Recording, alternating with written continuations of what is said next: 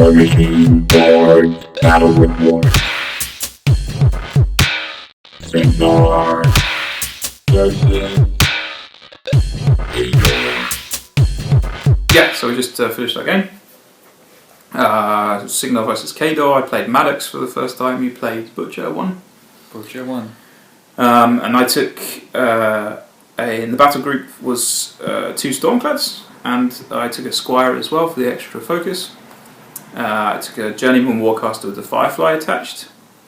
I took a full unit of Storm Lancers with a Lattimore solo, Catherine Lattimore, the Dragoon, and Stormblade Captain, full unit of Stormblades, and 2 weapon attachments and the command attachment.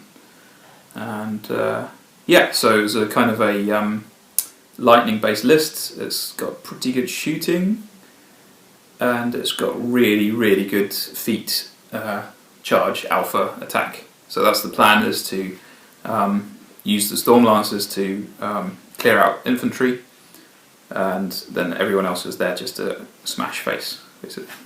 So, looking at your list. Yeah, so like you just mentioned, I'm playing Butcher 1, a list that I consider my steady Mark III list, with Butcher 1 accompanied by Silas, 2 Juggernauts, a Behemoth and a Destroyer, and then we have a Widowmaker Marksman, a unit of Widowmaker Scouts, as well as Selena and the Nis Hunters accompanied by Valachev. So the point of this list is to go hard on attrition. Of course, there's a lot of different tough jacks in the list that help me grind down the opposing army, while at the same time also giving me a ranged threat and a ranged assassination threat by means of the Behemoth, Destroyer, and the various snipers. So during play I can always kind of look for those opportunities to assassinate an opposing warcaster while I'm kind of grinding down my opponent. So it's got a lot of pretty long range, quite good quality shooting. Yeah. So the Nis have got range 12, I think. Yeah, range 12 movement. Then you've 7. got all of your snipers who've all got range 14, and then you've got 2 jacks who can shoot for range 14. So it's pretty... ignoring line of sight. Yeah, so you can potentially do a lot of damage in the first 3 turns even. Yeah. Especially Especially because your guys are so slow, not necessarily going to get charged until turn 2 or 3. Okay, so here's the board. So you won the roll-off and you decided to go first, so I chose the side that didn't have forests. The scenario is the one with the 2 flags, I can't remember what it's called. And I deliberately chose the elevation side because I didn't want you to have it with all your shooting. So my shooting's shorter range generally.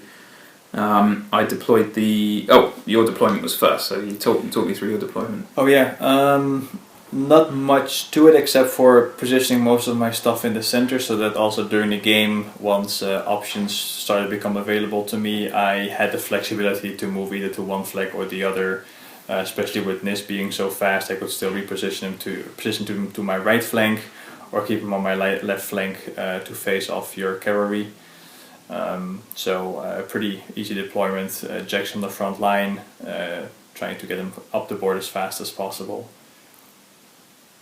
Okay, cool. And so after seeing where your Nis were, I put the Storm Lancers on the same side as them. So it was important for me to be able to, if not charge them on turn 2, then to be able to shoot them. The Storm Blades I put on the left flank next to the elevation, because once I'm going to be able to protect them with Arcane Shield or a Maddox's armor spell, but I can't remember what that's called. But they still have only defense 12, so putting them up on that hill might help. And everyone else is in the middle because I still want to wait and see where you deployed your snipers. So you've got your team of 4 snipers and your character sniper. Well, he's not a character, but he's a solo sniper. Yeah. And your positioning for those is really important because they kill Stormblades really easily. So after I saw where you put them, I was still deciding if I was actually going to run the Stormblades over to the right-hand flank, like I did on our last game, because you'll just blink away at them completely. But I figured that this elevation would be enough. So you got the first turn, and here's what you did. So I started the turn by moving up the Nis Hunters as far as I could as possible, just to get some board presence. You spent a lot of time making sure that they were Yes. spaced out well, and that was Yeah. really that was a very key thing, I think. Yeah, I was never on the receiving end of electro leaps, but I've been reading a lot about it. Seems to be a pretty horrible thing. Yeah. Especially if you're a squishy as a NIS, at least when it comes to armor. Yeah. So I took some time to space them out properly. There's power 10 electro leaps, so if you've got armor 18 or less, then you're in there's a pretty good chance of just getting 2 models per shot instead of Yeah, 1. the dice -1 that Yeah. kills NIS. I did put Iron Flesh on them later in the turn just to help a little bit with maybe some dice rolls on your part that are double 1, double 2s, things like this. And the rest of the battle group pretty much just ran up, tried to get up the board. Butcher taking a charge at the front, and the snipers take a position in the forest. Did you have the scenario in mind at this point, or were you just trying to kill?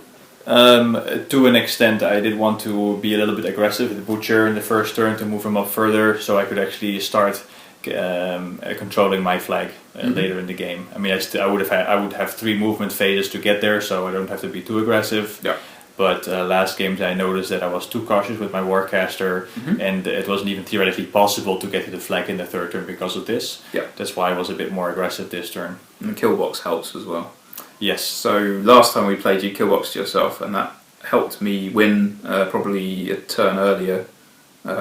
So avoiding that probably discounted a scenario win for either of us this time, because neither of us have got a particularly fast Warcaster, and we've both got fairly solid melee armies. So at this point, it's already clear that it was going to be an attrition game. So my first turn, in fact, Which is generally something I relish. the attrition. Yeah. So if I can win on a scenario against Khador, that's the best thing to do mostly. So the first thing I did was try to take out as many NIS as I could. I think I only took away 2 models in the end because you avoided the electro leaps. That wasn't disappointing. Yeah. So the Stormclads ran up. The Storm Lancers came in and took some shots. Took out a couple of NIS. As you can see here, because of the forest on the right hand side of the screen, I'm already funneling my guys up and grouping them up quite tightly, which is not optimal. Then, as I discussed before, the Stormblades hopped up onto the hill. It was a bit less than their run distance, but I thought the extra def bonus was worth it. The Firefly ran up because I predicted that all of your guys would be moving up on your next turn. So it'd be important, if I wanted to get charges and get extra damage, then the Firefly would need to be in there, giving it the ionization bonus. Maddox moved up, cast spells, and then walked up. So at the moment I've got Arcane Shield up on the Lancers, putting them up to armor 20, and I can't remember what Maddox's spell is, but the one that gives you +3 armor and tough is on the Stormblades. Stormclads ran up. The Stormblade Captain ran up, the Journeyman Warcaster ran up, didn't run, that's the Journeyman Warcaster cast Arcane Shield, so it needed to be close enough to the Lancers, and that's it. So now I think I finally feel how my opponents have been feeling playing against Khador. Yeah, so Maddox, our feats in fact, for both of these casters are very similar. Yeah, there's too much armor. Yeah. I prefer to be the armor faction. Yeah. So my second turn, some difficult decisions had to be made. Of course, I already saw the charges of the cavalry coming in. I realized that I couldn't really damage the cavalry as much as I liked, even with the Butcher's feet if I chose to pop my feet this turn. My Warjacks were too far away to help the NIS out in case of counter charges even. So I figured that the best thing to do with my NIS is potentially sacrificing them to gem up the board further, create some more difficult decision on your part, and then buy my battle group some more time to move up the field and put myself in a more favorable position. Yeah. So you see that Silas here upkept Iron Flash for Butcher, the NIS moved up to jam but basically both of your Stormclads as well as the cavalry unit. Juggernaut moved in for what I thought was a favorable countercharge position, but I probably exposed him too much, thinking that most of the NIS would actually continue blocking your line.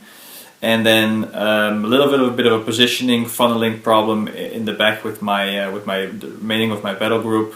Both the Behemoth and Destroyer move forward, taking shots at the cavalry again, hoping to maybe pling 1 or 2 dead.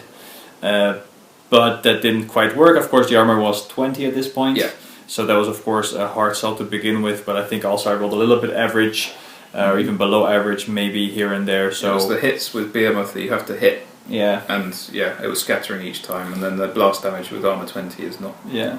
So maybe if I rolled more average, I might have killed one dude, but now actually didn't do anything. Maybe 2 damage at some point. 3 damage to one of the horses. Yeah. So nothing impressive, and then everything else kind of shuffles forward. Like I said, it's already a little bit of a funnel there in the back. Yeah. The Widowmakers do what they were expected to do, moving up through the forest, taking out a couple of your infantry models, and then them and the Widowmaker moved back with the Swift Hunter special So despite the Stormblades being up on the hill, you took out 3 guys and almost killed the command attachment. Yeah. So that's not a favourable matchup. And you got the reposition. What's it called? Swift Hunter. Swift Hunter, which you also used with the NIS to be able to shoot and then jam as well, and that was very effective. And I think that buying yourself a turn by using the NIS prevented me from closing you out of the scenario. If those NIS hadn't been there, then those Storm Lancers would have been able to run to my flag, to the other flag, and then you would have had big problems. So at that point I've got some NIS to deal with. I've got 2 Stormclads who can charge a Juggernaut, and everyone's prevented from charging currently by the NIS. So that's kind of annoying. Luckily I've probably got enough shooting to deal with it. So if we look at my next turn, so you can see here that the NIS have been removed. So I used the Storm Lancers on the right to take away most of the NIS, and I think one of them was able to get a charge off on the Juggernaut. Wasn't very keen sacrificing a 23-point unit for jamming purposes. Yeah. All for the motherland. Yes, exactly, yeah. They just spent the elves. It was a long turn, that's for sure, and I made a bit of a mistake because I made an activation mistake with Maddox, and wasn't able to get the I activated the Stormclad before activating Maddox, and I needed Maddox to activate first to cast the spell that gives me Pathfinder on the charges. So only one of my Stormclads were able to charge. The other one just took a shot, and I think maybe took out one NIS Hunter. The Stormblades came down from their hill with assaults, and a couple of them were able to take out your solo sniper, which was quite nice because I think that made them a lot more survivable on the following turn. The Stormblade Captain charged the NIS and killed, and then quick worked and failed to hit another one. The Firefly. So my plan was to move the Firefly up and then shoot the far right sniper in the unit of 4 snipers. And unfortunately, after boosting to hit, I fluffed the roll. So the Electroleaps would have potentially killed your entire unit, but I didn't get the initial hit, so that was a shame. But as far as the board is concerned at the moment, it's a lot of blue. So the Storm Lancers are a long way away from everyone, but they're outside of the charge range of your jacks. So fast. Yeah. So the main mistake I made was that Maddox is available to be shot. Despite being such a long way away from everyone on the bottom right of the screen, you've still got 2 jacks with a 18-inch assassination vector. So at this point, things were looking difficult for you. Yeah, it wasn't looking particularly good. So I started my turn thinking what I could still achieve with the models I had left. And with the NIS gone, I knew I was going to get charged by your cavalry because you outthreat me. Probably the same with both of your jacks. And that probably would result in my jacks just being dead at the end of your turn. So, yeah. Considering the damage you do, you said your feet available to you. So none of those things were particularly positive for me. So of course attrition in that case was out of the window. With that also objectives. So the only viable tactic I still saw was assassination. Like I said in the beginning, this list is also partly built to assassinate casters as soon as I get the option. And in this case, both Destroyer as well as Behemoth were in range of Maddox. I still had my feet as well, so that's what I then decided to do.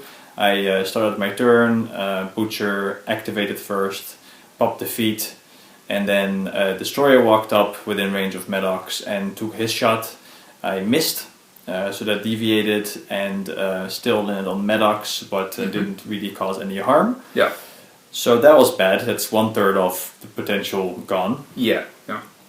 Then I read many good things about Behemoth. You know, he's supposed to kill casters with double bombard, so I was still very hopeful that that magic would still happen. So he moves up, also within range of Maddox, and needing an 11 to hit, right? That's Yeah, it was 11 Destroyer, 11 to hit. They also 11, yeah. So more or less averages that I needed. Also missed. So that also deviated, and Yeah. So one of them took a few boxes off a Stormlance, I think. yeah. So with this, the chances of actually still getting the assassinations were rather slim. Yeah. Luckily though, the last bombard did hit and caused 7 points of damage. Yeah, took away half of Maddox's health. Yeah. It would have been a little bit more because I did forget the additional die from Butcher's feet. But again, I did 7 damage, so even with the maximum potential on that last die that I now forgot, she still would have lived. Yeah. So with this, of course, the assassination potential is as good as gone. I still try to get some extra damage with the Nis, but he was splattered because of a free strike. Yeah. Yeah. And all my snipers were out of range to contribute to the assassination attempt because they were too far back, even though they had a 20-inch threat range. We still had 8 or so boxes, so even if they'd plinked off one each, then it probably wouldn't have made much of a difference. Yeah. So I think that assassination attempt with the Behemoth and the Destroyer, we thought it through, and it was probably a 50-50-ish. Yeah. So yeah. So that was that, I guess. Yeah. Juggernaut at that point was blocked by the other 2 jacks to charge Stormclad. Yeah. So that was just a sacrifice I had to make for the greater good, I guess. And I think I moved Butcher up a little bit. You charged the Firefly. Oh, that was it. Yeah. At that point, we already figured that the game was as good as over, so it became more of an exercise to see what stuff could actually do versus each other for future learning. So Butcher charged the Firefly, and I didn't realize the armor was a little bit on the high side, and I didn't use my remaining focus to boost the attack roll, so it missed. I hit by my second, but that failed to do any significant damage. Yeah, so I don't think either of us rolled especially well. Actually, that's not true. So at that point, you were ready to concede, but like a gentleman, you allowed me to take my turn, which I did with great relish. And so all of my Stormlancers were allowed to charge your jacks. So I defeated with Maddox, and long story short, you ended up with no jacks left. Yeah, Behemoth went down, which was very satisfying to 2 Stormclads charging him. And so that was it basically. So it was nice to see what the stuff that I haven't played before can do. So Stormlancers, I can confirm that they are insane. I'm in a situation where on feet turn I can take out Khador jacks with 2 or 3 guys, which is really handy. Satisfying. Yeah. But no, so it was generally quite an interesting game, and I think you felt like at the beginning you didn't necessarily have a fixed plan for this particular matchup on this particular field. Is that right? I kind of expected to see your other list. Okay, the Kane 2 list. Yeah, so it was more at the mindset of, okay, how can I use my Nis versus the Trenchers, and I kind of played that matchup in my head. I think Maddox had too many new models also for me to really wrap my head around what I would do on the field and how I could deal with this. Going into the matchup, I still felt fairly confident, even though I didn't really know what to do about the cavalry, and I didn't even realize that they were this bonkers. Yeah. And as soon as I started realizing this, I already felt like my already quite basic plan wouldn't suffice to even stand a chance. Yeah. Also at that point, and we've already discussed this during the game, like I said, the plan of my list is attrition as well as assassination. Of course, against your list, attrition is not an option, just because you do get the Alpha Strike. If you do get the Alpha Strike in combination with your feet, you take out most of my jacks in one round. Yeah. And then in those scenarios, I should be able to reliably fall back on my second plan, which is in this case assassination, and especially in our meta, we have a lot of high defense casters. So defense 15 in your case, you have Kane 2, Striker is high defense. We have another, of course, Bent plays Retribution, which generally also has higher defense casters.